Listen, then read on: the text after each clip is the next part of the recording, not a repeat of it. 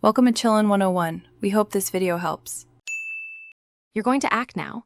Confirm an 8+ GB USB or 20+ GB free disk, sign in as an administrator, and temporarily disable antivirus and VPN.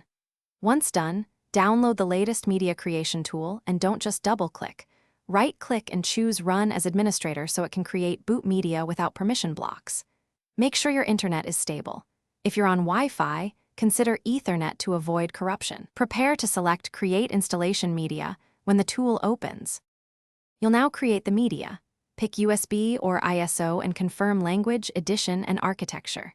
If the tool fails writing large install, format the USB to NTFS first or split the file. FAT32 has a 4 GB limit. If you see an error, open the tool's log in %temp% and copy the specific code.